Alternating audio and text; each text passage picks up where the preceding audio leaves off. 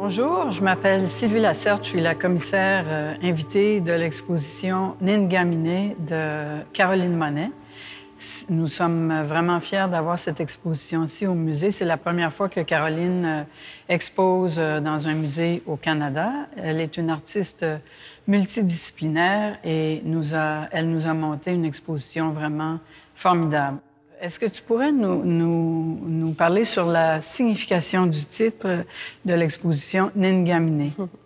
Oui, le titre Ningamine veut dire promesse en Anishinaabe-Mowin. En fait, la traduction littérale, ça veut dire je te le donne, mais c'est le mot qu'on utilise pour dire promesse. Pour moi, c'était les promesses, ça fait référence aux promesses non tenues par le gouvernement fédéral envers les communautés des Premières Nations à travers le Canada, au Québec aussi. Mais c'est aussi la promesse d'un avenir meilleur, c'est la promesse d'un espoir, c'est la promesse qu'on peut travailler ensemble, construire ensemble pour que tous les citoyens aient accès aux mêmes droits. Mm-hmm. Alors, avec We Shape Our Homes, Then Our Homes Shape Us, est une œuvre que j'ai vue vraiment à l'état embryonnaire, à l'atelier de Caroline.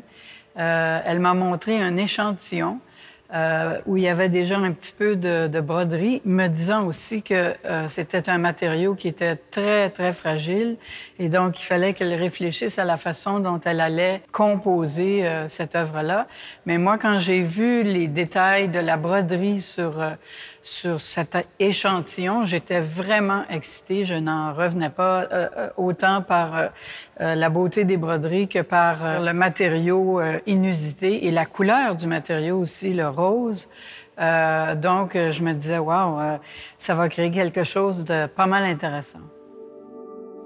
Pour moi, cette œuvre-là résume assez bien en fait, le concept et les intentions derrière l'exposition, l'idée de nous façonnons nos maisons et ensuite nos maisons nous façonnent. Donc, l'idée que si on a des maisons, un habitat pas salubre, si la moisissure s'infiltre, forcément, ça va affecter notre santé mentale, physique, émotionnelle, même voire spirituelle. Ici, c'est une œuvre qui est faite avec des bandes d'étanchéité. C'est une broderie sur bande d'étanchéité qui a été... Ces bandes-là ont été tissées à la façon des paniers traditionnels Anishinaabe. Donc, vraiment ramener le tissage. Et donc, bande par bande ont été tissées individuellement. Carreau par carreau a été designé individuellement aussi. C'est un matériau que j'ai exploré beaucoup. J'ai dû faire énormément de tests avec ce matériau-là parce que c'est très fragile, en fait. Ça se déchire facilement. Mais la couleur rose m'interpellait énormément. Et je savais que je voulais amener un peu de texte ou de typographie dans l'expo, mais je ne savais pas de quelle manière le faire. Et j'ai choisi cette phrase-là parce que vraiment, je trouvais que ça résumait bien l'exposition. J'aime bien qu'elle soit présente, mais qu'on doit travailler un petit peu pour la lire, pour la discerner. J'aime qu'il y ait des messages un petit peu subliminaux qui soient intégrés dans chacune des œuvres. Oui, parce qu'au départ, ce que tu avais vu, c'était un 24 par 24, qui était mon premier test. Puis la manière dont je l'avais fait, je ne pouvais pas aller plus grand que 24 pouces par 24 pouces à cause des restrictions de machine à broder. Mais tu revenais tout le temps avec cette œuvre-là. Dans nos conversations, tu la mentionnais tout le temps. Donc, j'ai bien vu à quel point elle avait pris une place un peu particulière dans ton imaginaire. Et c'est une des dernières œuvres de l'exposition qui a été produite. Alors ici, nous sommes devant une grande œuvre, une œuvre monumentale, un polyptyque qui comprend 9 panneaux, qui s'intitule « Cartographie souterraine », dans lequel on retrouve dans chacun des panneaux des motifs sérigraphiés. Et ces motifs sont inspirés de l'iconographie traditionnelle Anishinaabe, mais à la manière de Caroline, qui les a interprétés de façon plus contemporaine et urbaine aussi, parce qu'ils ont été conçus à l'ordinateur. Oui, cette œuvre-ci, quand j'ai visité la salle d'exposition la première fois, j'ai tout de suite remarqué l'ampleur et la hauteur des murs. Donc, je savais que je voulais faire une œuvre quand même qui allait tout en hauteur, presque comme taille d'une maison normale. Donc, j'ai eu l'idée de faire cette sérigraphie à 9 panneaux. Chaque morceau fait partie d'un tout, d'où l'idée d'une cartographie aussi. Les membranes d'étanchéité servent toutes ont toutes la même fonction. En fait, on utilise ça dans les salles de bain, souvent sous la céramique, pour éviter que la moisissure s'infiltre, pour éviter que l'humidité s'infiltre. Les matériaux de construction sont très, très, très colorés. Et donc, ça, c'est un facteur qui a beaucoup inspiré Caroline pour réaliser ses œuvres. Pour moi, ici, c'est des couleurs vives, donc des couleurs vraiment qui font référence au chantier de construction. Il y a beaucoup de tests qui ont été faits sur les matériaux avant d'arriver à ce résultat-là, beaucoup de tests de couleurs pour savoir pour être capable de faire un choix vraiment quelle couleur allait le mieux sur le rose, le bleu, l'orange. J'ai travaillé avec Cassandre Boucher de l'Atelier Circulaire qui m'a accompagnée dans la réalisation des sérigraphies. Puis l'acte sérigraphie, il y a quand même un acte fait main aussi que j'aime en contradiction avec ces matériaux industriels. Il y a quelque chose d'un peu punk aussi, l'idée de marquer à la main, de vouloir parler de quelque chose, un peu à la façon des zines aussi, de vouloir amener ça dans le débat public.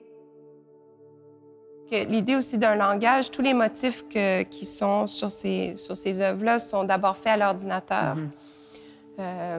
Sont inspirés de motifs traditionnels Anishinaabe qu'on retrouve souvent sur des paniers d'écorce ou sur les régalias, les vêtements traditionnels. Mais moi, je les transpose vraiment sur mon ordinateur avec des logiciels de design.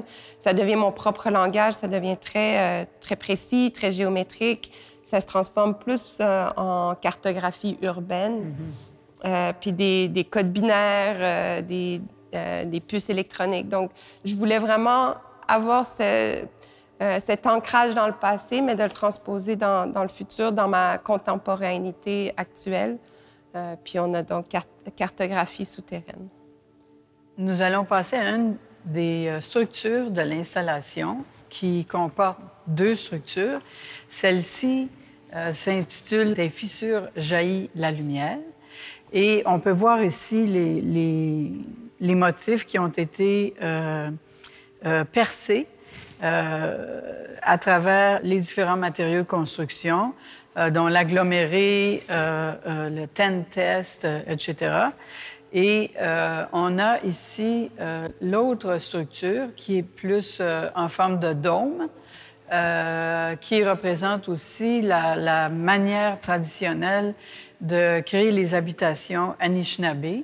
Mais elles sont, comme vous voyez, d'une iconographie totalement différente et de matériaux aussi complètement différents, mais il y a vraiment un lien entre les deux. Alors, Caroline, est-ce que tu peux nous expliquer la démarche qui t'a mené à créer ces deux structures-là? Mais j'ai toujours été intéressée par la contradiction entre un cercle et un carré. Depuis vraiment le début des recherches en géométrie, je voulais vraiment créer deux structures qui puissent parler du passé, du futur, comme un peu une ligne de temps, mais que, surprenamment, ça soit le dôme qui soit cette idée d'un futur plutôt que cette maison carrée compartimentée.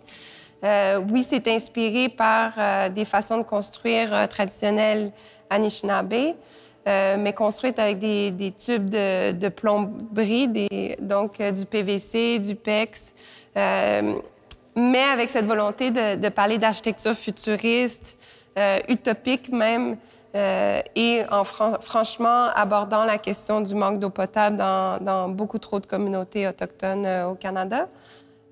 En comparaison, cette œuvre ici, plus carrée, plus traditionnelle, comme on connaît vraiment en exposant les matériaux bruts, l'idée, c'était d'exposer l'ossature d'une maison, d'enlever la couche de surface qui est propre, qui est lisse, pour vraiment exposer ce qui se cache en dessous, pour révéler ce qui se passe. Les matériaux sont une métaphore pour parler de la situation et la crise du logement dans les communautés autochtones au Canada.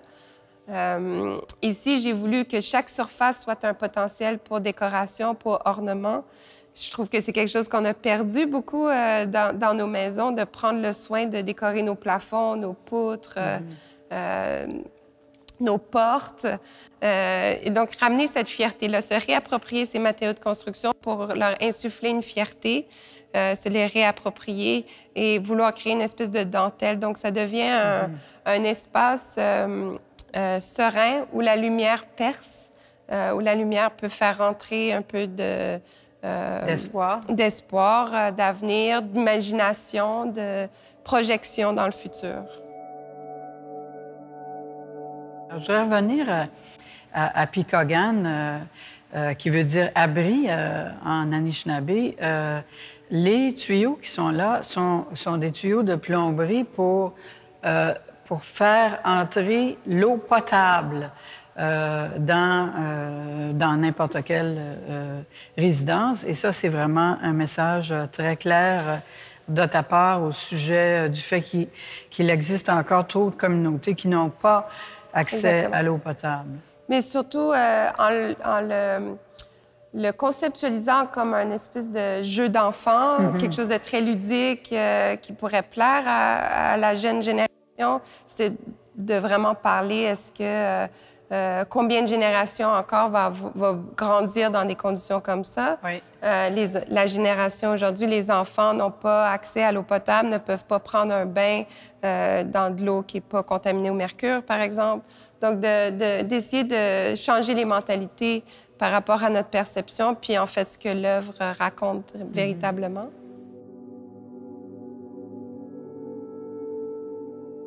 C'était important pour moi, dans l'espace ici, de pousser mon exploration des matériaux de construction en forme architecturale. Oui.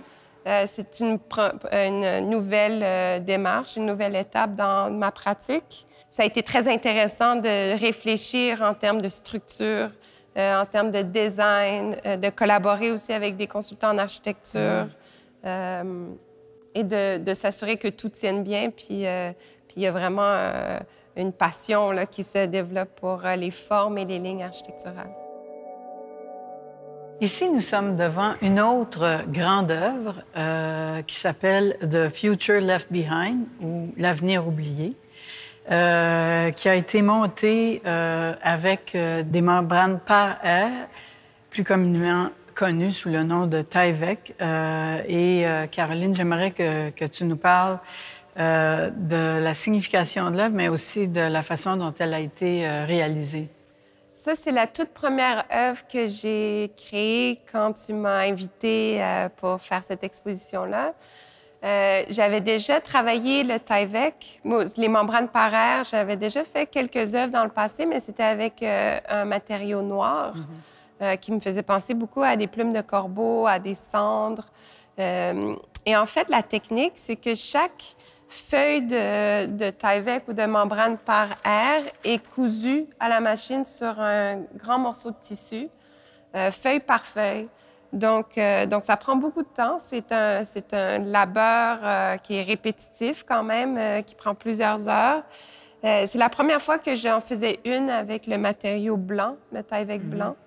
Et pour moi, c'était intéressant d'utiliser le logo du matériau pour créer une peinture abstraite, pour créer, le déconstruire complètement, pour le reconstruire, pour créer une espèce de forme dans le milieu, créer une espèce de vague aussi, pour lui amener du mouvement. Pour moi, ça représente un village nordique à vol d'oiseau, ou ça représente aussi un vent nordique, en tout cas un paysage du Nord. C'était très clair dans ma tête qu'en utilisant ce matériau-là, en le déconstruisant, en le cousant feuille par feuille, il allait avoir une certaine légèreté, un certain mouvement dedans, et ça me rappelait vraiment un paysage nordique. The Future Left Behind, c'est aussi l'idée d'un avenir qu'on a coupé à plusieurs communautés ou par justement la loi sur les Indiens, par plusieurs politiques agressives du gouvernement, par des promesses non tenues. Donc, c'est une volonté de remettre ça au premier plan et de dire, en fait, de reprendre son futur en main. Ça porte beaucoup mieux si on prend nos propres décisions et si on a le contrôle sur nos vies, on va s'en porter tellement mieux. Malgré le fond qui est grave, on a une œuvre ici très poétique, très aérienne aussi, qui fait rêver, qui fait penser aussi à des plumes. Et un de mes collègues du musée a même comparé cette œuvre-là à une œuvre de Robert Ryman, qui faisait de la peinture abstraite dans les années 50-60, toujours avec le blanc. Avec différents tons de blanc. Donc, c'est intéressant qu'il puisse y avoir plusieurs couches d'interprétation aussi, comme il y a plusieurs couches du matériau de construction dans l'œuvre. Alors, moi, je trouve ça vraiment intéressant d'avoir cette sédimentation, ce palimpseste, en fait, où il y a quelque chose de caché qu'on découvre au fur et à mesure. Oui, c'est important pour moi que l'œuvre soit pas lourde. Elle peut être lourde de sens, mais au regard, elle est empreinte de poésie. Elle est à l'imagination de celui qui la regarde. Et puis, elle peut être vivante aussi, elle peut être vibrante. C'est pour ça aussi le choix de couleurs vibrantes souvent, le choix de matériaux plus légers, dans cette douceur. C'est pas une volonté de pointer du doigt, d'être déprimant. Au contraire, c'est de vouloir élever, mobiliser, toujours en allant vers le nord, vers le haut, de grandir. Grand merci, Caroline, pour cette visite commentée de ton exposition fascinante. La visite fut tout autant fascinante. Merci, Sylvie.